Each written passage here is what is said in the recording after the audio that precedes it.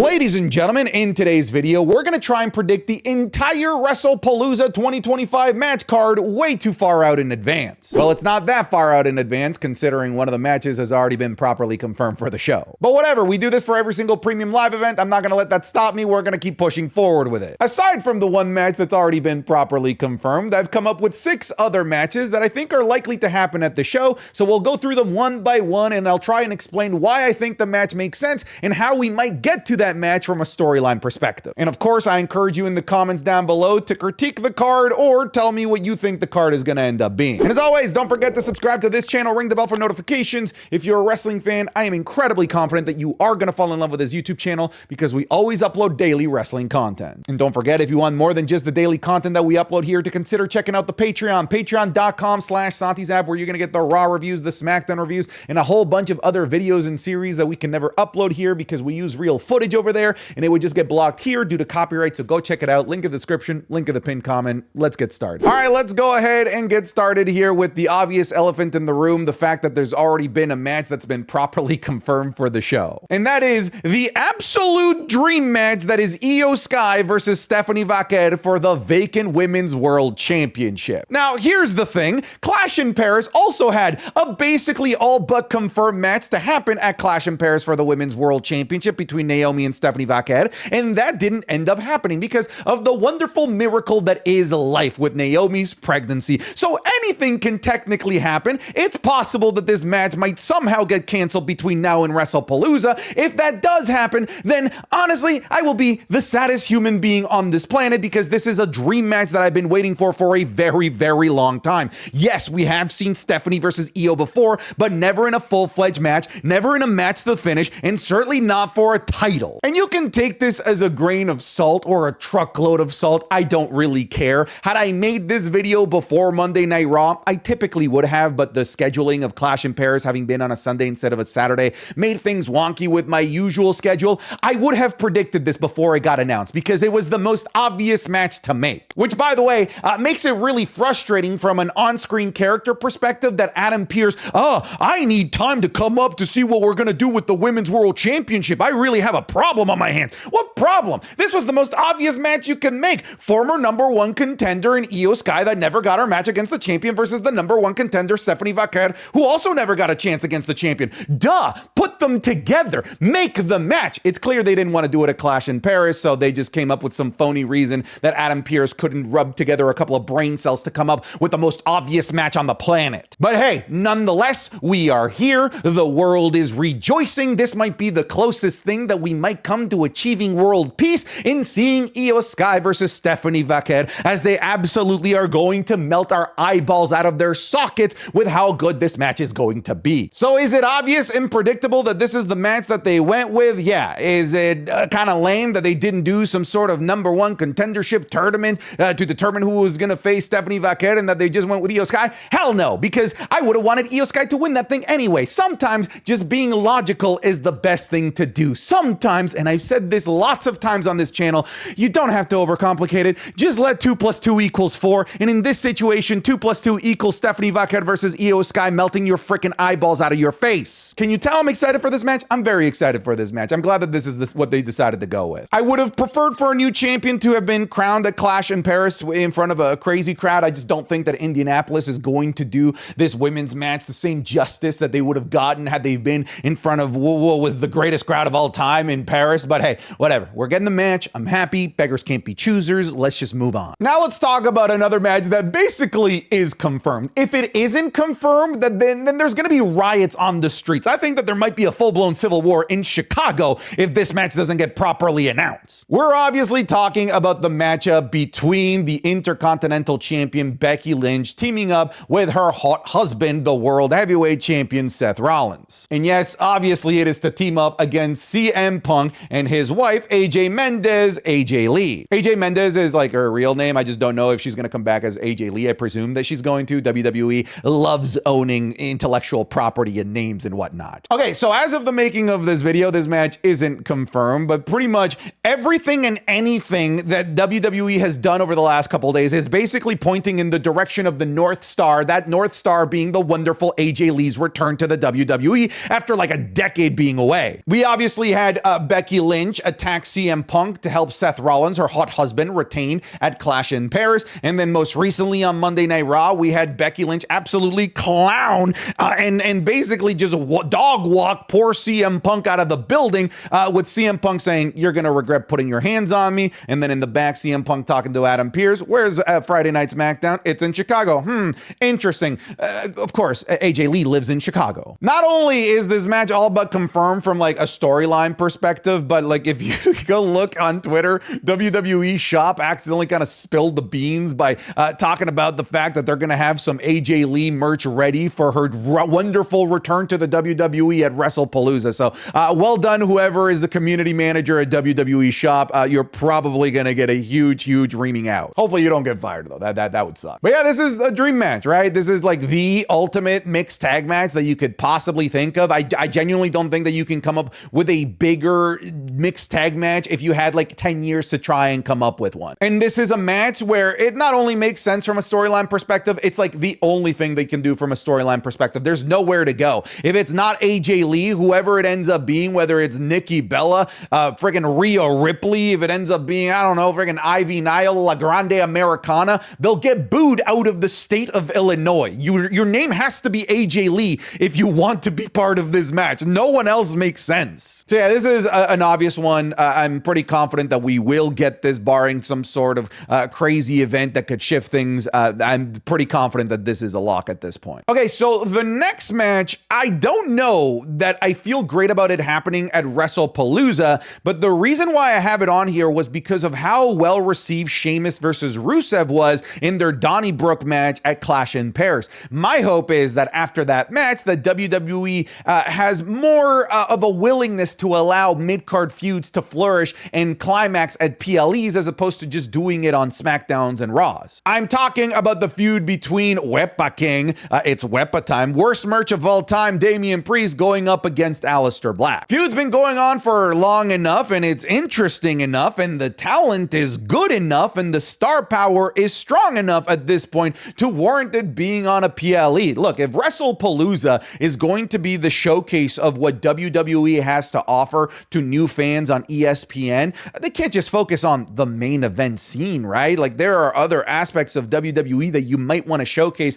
to new fans that you're trying to win over on ESPN, and that could be a wonderful, brutal car crash of a mid-card match between Damian Priest and Aleister Black. That being said, I feel like I kind of showed my cards here. This needs to be a car crash. I don't think that we want or WWE wants to put on just a regular match between these two at Wrestlepalooza on ESPN. If anything, this is the match that's going to get brutal and violent. I could absolutely see this being some sort of last man standing match or just a straight up like no disqualification street fight, something that allows for more brutality, much like the Donnybrook match allowed for more brutality and unlock a new level of entertainment for Rusev and Sheamus. I feel like a street fight environment would do the same here for Damian Priest and Aleister Black. Let's not forget that you also have R-Truth as a potential figurehead that could get added into this feud in some capacity with a run-in. That could be a character to help kind of create more buzz within the ESPN ecosystem. There's things you can do, but more than anything, you just need to allow these guys to absolutely tear each other's heads off in a really brutal environment. And the reason, like I said, why I feel more confident about making the prediction about this potentially happening at Wrestlepalooza is thanks to the absolutely amazing work from Sheamus and Rusev. Had that match been like bad or boring or wasn't received well, I wouldn't be making this prediction. Dude, this just is never worth it. That is insane. It's shaking. The camera is shaking. Again, trying to one up it. Oh! Holy Jeff Hardy, Batman. BME. Oh! That was a sneak peek of this week's Wrestling is Cool Match Club, available exclusively over on patreon.com/SantiZap. This week, we're looking at the SummerSlam 2000 tables, ladders, and chairs match. It's a crazy one. The match with the legendary crowd that was Cody Rhodes versus AJ Styles in Backlash France. A recent classic between Oba Femi, Trick Williams, and Javon Evans at NXT Stand and Deliver. The street fight between Becky Lynch and Tiffany Stratton at NXT No Mercy. And a Texas Texas death match over an AEW collision between Hangman Adam Page and Christopher Daniels. You'll be getting all of this, plus the Raw review, SmackDown reviews, and every single series that we do that has footage that we can never post here because it would just get blocked due to copyright. So go check it out, link in the description or link in the pinned comment. If you try the Patreon even for just 1 month, I'm incredibly confident that you're gonna fall in love with it. If you're already a patron, thank you so much for your support. Without you, we wouldn't be able to do what we do as often as we do it, but let's get you back to the video. Next up, let's talk about a little tag team match that's basically been confirmed if you watch the most recent episode of Monday Night Raw. I think confirmed is a stretch, but I wouldn't say confirmed. I'd say we could logically get there from a storyline perspective here onto Wrestlepalooza. We're talking about the tag team match between members of the Vision, Bronson Reed and Braun Breaker, or as Jey Uso likes to say, Bronson Breed and Braun Breaker, going up against Jey Uso and Jimmy Uso and Jey Uso. The Usos versus the Vision. All right, I'm sorry for the terrible bit. It probably wasn't funny. You probably turned off the video, but whatever, okay? We just had Jimmy Uso come out and make the save to help Jey while he was getting murdered by the members of the Vision. Took his sweet time, you know. It took, a couple spears and a tsunami here or there for him to finally realize, oh shit, my brother is getting murdered on live television. Let me go out there and help. But the episode ended with the wonderful reunion of the Usos, something that people have been asking for quite a while now. And let's be honest, Jimmy Uso at this point has nothing left to do on Friday Night SmackDown. He's already playing third fiddle over there behind both Sami Zayn and Jacob Fatu. So let's just give him a new environment to play with, a new feud to chew on with the Vision, and a new partner, new in air quotes, because obviously they've teamed up a lot in the past, but it's been a long time. It's been like 3 years since we've seen Jimmy and Jey together. So this reunion is going to be really, really nice when it finally hits. Now, here is a question, and maybe less of a question and more of a query. Should this be for the World Tag Titles? That would be awesome. This would be a great way to elevate the World Tag Titles on Monday Night Raw, a set of tag titles that have basically less prestige than this random ball cap in front of me. That would, of course, require one of these two teams, probably most likely Braun Breaker and Bronson Reed, to win the tag titles somewhere between now and Wrestlepalooza off of the Judgment Day. And honestly, I think the whole world would rejoice if that were to happen, considering the Judgment Day is just busy feuding with single star Dragon Lee for the past like 3 weeks at this point. They're doing nothing in the tag team division as is. If they can somehow make this for the World Tag Titles, as opposed to just being another tag team match that Jey Uso has against these two, let's not forget that he's already been there, done that against these two at SummerSlam with Roman Reigns in a bigger stage with bigger names. So adding the World Tag Team titles to this would absolutely change this, as opposed to just being a lesser version of what we already saw at SummerSlam. The runway to make that happen is obviously shrinking and shrinking, but I don't think it's impossible. The way that Bronson Reed and Braun Breaker were presented to us on the most recent episode of Monday Night Raw felt like a true tag team, which I would say is like the first time that they've properly done that.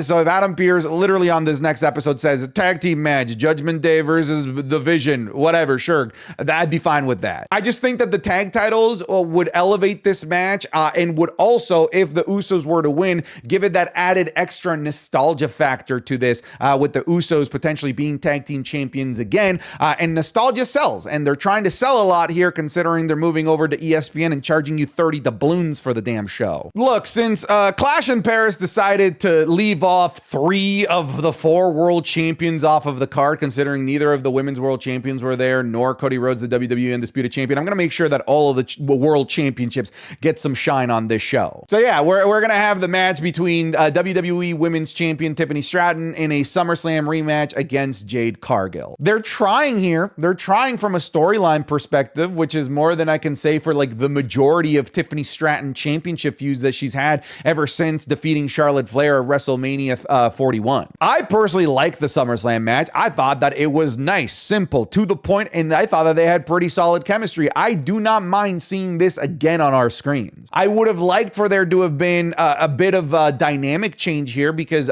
just a babyface versus babyface again. I felt like that in itself robbed this match of some of the heat and excitement going into SummerSlam, and I feel like they're just sort of repeating that again going into Wrestlepalooza. Unfortunately, if there is a championship match that I could see being left off of Wrestlepalooza, it's probably this one. I could absolutely see WWE putting this on the Friday Night SmackDown before WrestlePalooza. You guys know that WWE loves putting championship matches on the go-home episode of SmackDown before a major PLE, and this kind of tracks here as the match that probably would get that spot. You know, a lot of people have been saying, hey, we need one of them to turn heel. Maybe they do it at WrestlePalooza. Maybe they've been holding off, waiting for the big stage of ESPN to pull off this big storyline shift. If one of them does turn heel, I presume it's going to be Jade Cargill. I think that WWE could really benefit right now from like a big, strong heel in the women's division over on Friday Night SmackDown that isn't named Nia Jax. But yeah, this match and feud basically is already confirmed. The question is, will it happen at WrestlePalooza or not? I'm going to say it does. The next match is a match that we all thought was originally going to happen at Clash in Paris, but then it didn't end up happening, and we all thought that there would be something at Clash in Paris to make us, you know, get excited about it happening at WrestlePalooza, and that didn't happen either. That being said, I'm still pretty bullish on the idea of it being John Cena versus Brock Lesnar. This is such a giant draw of a match. This screams ESPN. This screams brand new $1 billion+ deal. This is probably what ESPN wants. This is probably what they're clamoring for. This is probably why they brought Brock Lesnar back, if we're being honest here. I think we're finally going to get this match. It's going to be a WrestlePalooza. Out of all of the John Cena retirement tour matches, if this does happen, like on paper, without actually seeing it play out, this is by far the one that I'm the least excited about. Believe it or not, way more excited about the idea of him versus R-Truth, or even him and Logan Paul excited me way more than the prospect of just seeing Brock Lesnar again eating John Cena alive. But I don't think that they can hold off on this much longer unless they plan on making Brock Lesnar John Cena's last opponent in December, or maybe do something at Survivor Series War Games, because between now and the end of John Cena's retirement tour, we have Survivor Series War Games, Crown Jewel, and like a Saturday night's main event sprinkled here or there. So it's either WrestlePalooza or most likely John Cena's retirement match. And I don't want John Cena to be retired by Brock Lesnar. So if this match has to happen, I hope it happens sooner rather than later. Let's do it at WrestlePalooza. That's where it absolutely makes the most sense, with this being such a giant draw. And if there is a match and a set of superstars that can make people drop $30 a month, it probably is a match of combining these two together. There are rumors of Brock Lesnar appearing on episodes of Friday Night SmackDown on the lead up to WrestlePalooza. So take that with what you will. I feel like if that does happen, that screams, you know, this is going to happen at WrestlePalooza, but we'll see. I think that this is another lock, though. I don't think that this is one that they need to overthink. Just do this at WrestlePalooza. Don't tinker with it. Don't push this off later than it needs to. Just get it over and done with. And what I think will be the main event from a world championship perspective, I of course have Guile from Street Fighter cosplaying as our WWE champion Cody Rhodes, coming to WrestlePalooza to grace us with her presence to have a triple threat match against the following dudes. I've got him going up against both Drew McIntyre and Randy Orton. Drew McIntyre and Randy Orton are busy like attacking each other, yapping at each other. I thought it was going to be like a proper program between Cody Rhodes and Drew McIntyre. That could still very well happen for the rest of the year. I think Cody Rhodes versus Drew McIntyre is a perfect fall feud to set us up for a road to WrestleMania where it could eventually be Randy versus Cody Rhodes exclusively. And I think that this is a good first step to send off Cody Rhodes to have his feud against Drew McIntyre for the rest of the fall, and then a precursor feud for later on in 2026 to go up against Randy Orton. I guess the other option would be to do a number one contenders match between Randy Orton and Drew McIntyre. I do think that that is on the table, but I think like if you want to jam-pack WrestlePalooza with as much star power as you possibly can, making a triple threat match here is probably the best play. Now, one of the things that I'm concerned about is we actually haven't seen Cody Rhodes for a while. What if we don't see Cody Rhodes at all for WrestlePalooza? If that's the case, then it'll probably be Randy Orton versus Drew McIntyre for the number one contendership at WrestlePalooza. And in my opinion, that just doesn't hit anywhere near as hard. I would rather him being Nick Aldis going, gentlemen, triple threat at WrestlePalooza, and then boom, that's good. I think that this is a solid headliner for our WWE Championship. I think that this is a great showcase of WWE star power. Like again, if you're trying to convert ESPN UFC fans, ESPN, college football, NFL fans to watch WWE, jam-packing this show with as much notable star power and talent as possible is the best way to do it. And a triple threat for the WWE Championship, to me, seems like the best recipe in town. All right, folks, thank you so much for watching today's video. Again, in the comments down below. Please do let me know your predictions, what you think is going to happen at Wrestlepalooza, what you think makes sense for Wrestlepalooza. Did I overreach? Did I overstep with any of these predictions? Do let me know. I did also purposely include 7 because after Clash in Paris, with it being nearly 4 hours long and with that being 6 matches, I think that they're going to make like a beefy, like long match card for Wrestlepalooza. So I think 7, maybe 8 matches is a very realistic position here, but I stuck with 7, which is more than WWE normally does, but I think is a very realistic number going into the show. But that's it, y'all. I am done. Thanks so much for watching this video. Goodbye. Take care. Get out of here.